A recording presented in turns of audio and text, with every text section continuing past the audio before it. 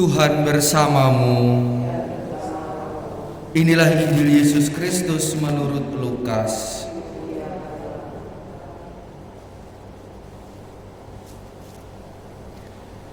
Pada suatu hari Sabat, Yesus dan murid-muridnya berjalan di ladang gandum.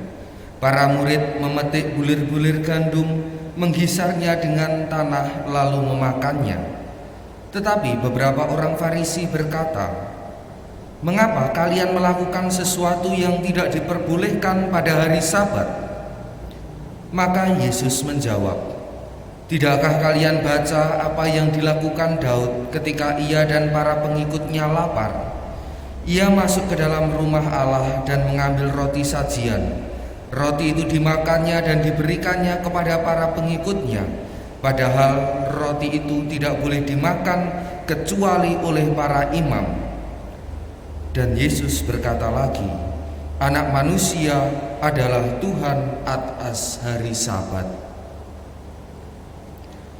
Demikianlah sabda Tuhan.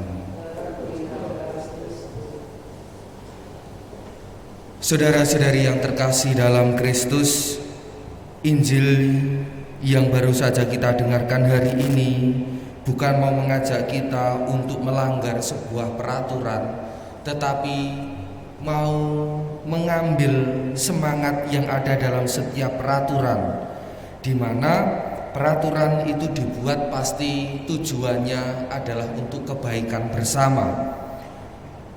Dan orang-orang Farisi ini adalah orang-orang yang memandang orang yang saleh, orang yang baik itu adalah orang yang melakukan peraturan, sehingga orang yang tidak melakukan peraturan dianggap orang yang tidak saleh, orang yang tidak baik, tanpa ada kebijaksanaan, tanpa ada cinta kasih. Pokoknya melanggar peraturan itu tidak baik, melakukan peraturan itu baik.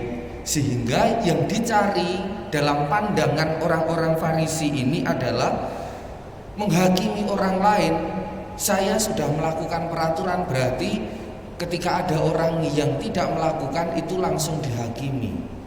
Padahal bukan itu maksud dari adanya sebuah peraturan ini, terutama soal hari Sabat, di mana hari Sabat itu diberikan atau ditetapkan supaya manusia itu beristirahat dari kesibukannya, lalu memberikan kesempatan bagi dirinya untuk mengingat Tuhannya, sehingga pada hari Sabat di sana yang dilakukan adalah, yang diperbolehkan adalah beribadah. Tetapi di sini orang Farisi tidak memahami soal semangat hari Sabat ini.